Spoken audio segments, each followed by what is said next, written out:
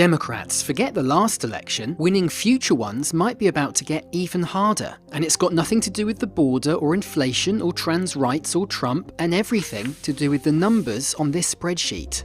They reveal how many Americans pack up their things and move from one state to another. It's a lot, more than 7 million people in 2023. Now, my colleague Benjamin Applebaum, he writes about the economy for the New York Times. He went through this whole spreadsheet, scouring 2 decades worth of data, and he found something that should strike fear into every Democrat.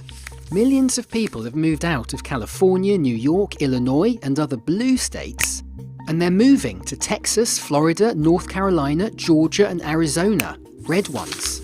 Some are drawn by new manufacturing jobs, others are pulled by finance and tech hubs. But it's mostly teachers, police officers, dentists, people who just want a more affordable quality of life. People also move to blue states, of course, but in smaller numbers. In fact, over the last 20 years, 9 million more people migrated from blue to red than in the other direction. And Democrats, this is bad news for you.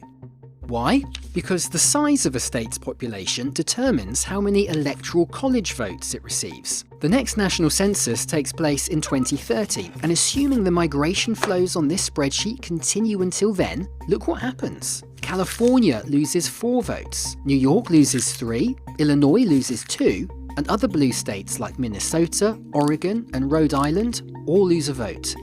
And they go, just like the people, to those red states. In total, this reallocation could cost Democrats 12 electoral college votes, and don't forget, this would be locked in for a decade, until the next census. So if your 2032 candidate wins exactly the same number of states as Kamala Harris just did, they won't get 226 votes, they'll only get 214. Democrats have been dreaming for decades that these population shifts would help turn red states purple.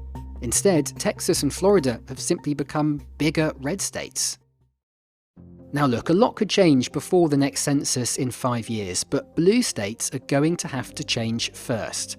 People still want to live in California and New York, but the cost of living must come down. If the Democratic governors of these states want to avoid a decade of electoral oblivion, they have one job: make their states places people can afford to stay.